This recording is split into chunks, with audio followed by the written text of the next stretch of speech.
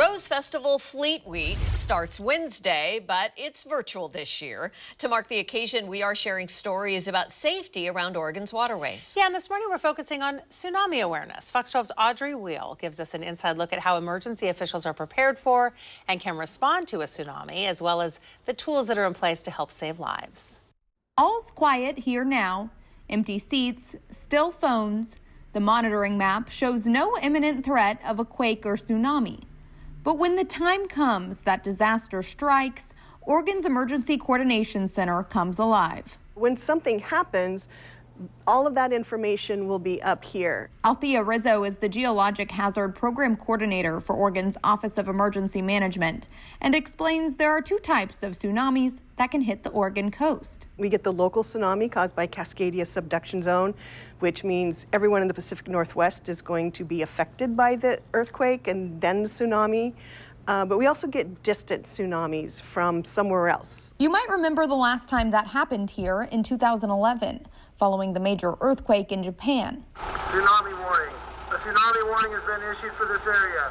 According to the state, it contributed to the deaths of 4 people and damaged ports and harbors.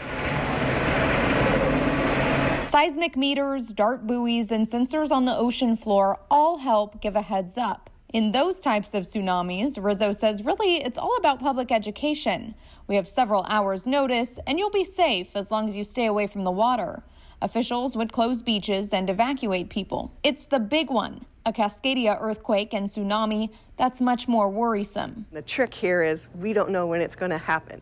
OEM is working with federal and local agencies to have a plan everyone can pull off the shelf and put into action immediately, with things like identifying locations ahead of time to bring help in fast. So that when that bad day happens, the feds know to drop the supplies there, and then we already have a plan to get the supplies from there out to the local communities. If you feel the ground shake, and it's enough to kind of knock you all around, that's when you know that you've got a Cascadia subduction zone earthquake, and that tsunami is coming at you within 15 to 20 minutes. And that's how much time you have to get through the earthquake and get to high ground. You know the blue lines and signs on the Oregon coast? Those mark where to go to get to safety. As far as earthquake warnings, a new system called Shake Alert went live across the West Coast just this past March. The Oregon Hazards Lab at the University of Oregon plays a major role in the program, which uses these seismic monitoring stations to feel and locate activity. When those detect very large motions, then we're particularly interested to say this could be a very large earthquake.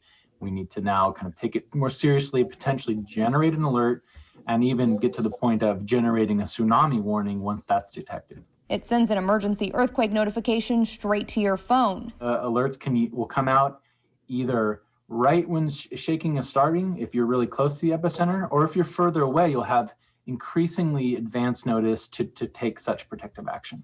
It can also help with automatic actions like opening firehouse doors, slowing down trains, or notifying ODOT to block entrances to bridges, all to help save lives. In Salem, Audrey Wheel, Fox 12 Oregon.